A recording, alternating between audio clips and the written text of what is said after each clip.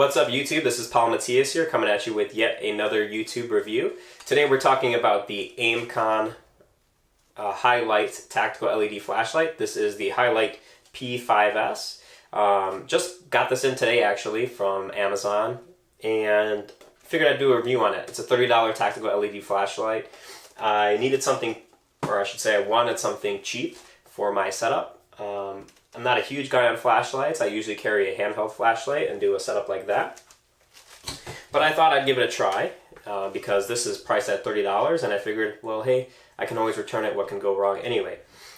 So this is the HiLight P5S and it is currently mounted on my Springfield XD Mod 2.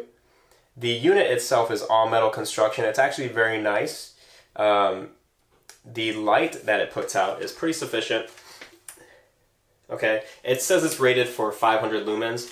I am not an expert on flashlights. I'm not sure if that's really true or not, but I can tell you that in my basement, I did try it out with the lights off, and it does sufficiently light up the basement, more than what you would need for a home defense scenario, or basically any kind of nighttime scenario where you may need to pull your firearm out and identify a threat.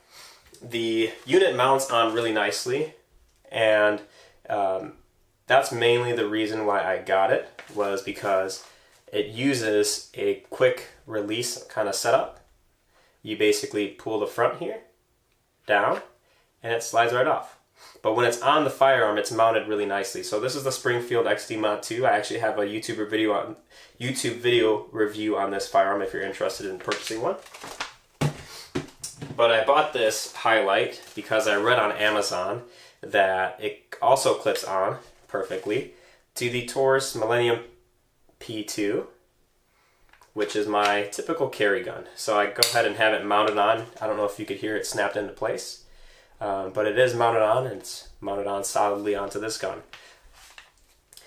I have spent about 20 minutes with this flashlight so far, and after reading Amazon reviews, both positive and negative, I decided to give this a try.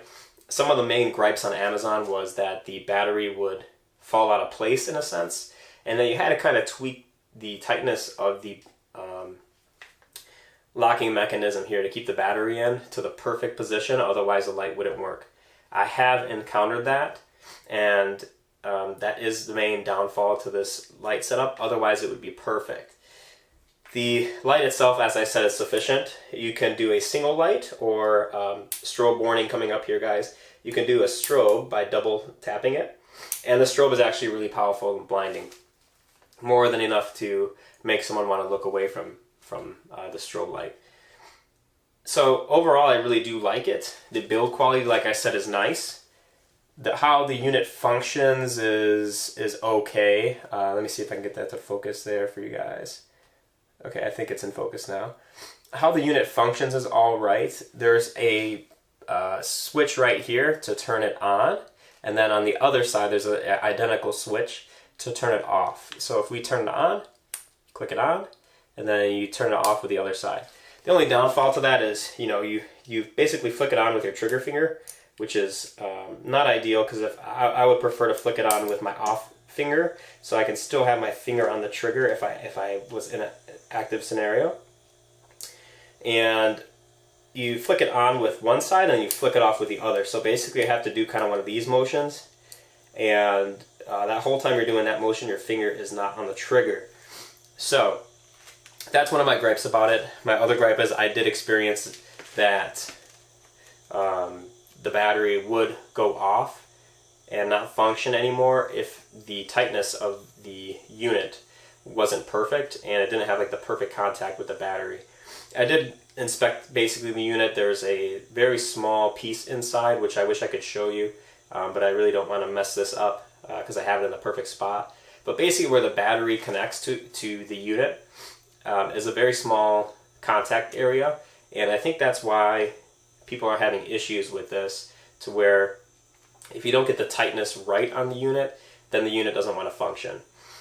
Some major downfalls with that is I have not shot with this unit on yet. I do feel like the vibration from shooting and the recoil can cause that battery to fall out of position, which I'm sure is gonna, or potentially is going to knock that functionality out of place, and then you have a useless flashlight. So for $30, I'm not sure if I'm going to keep this one, you guys.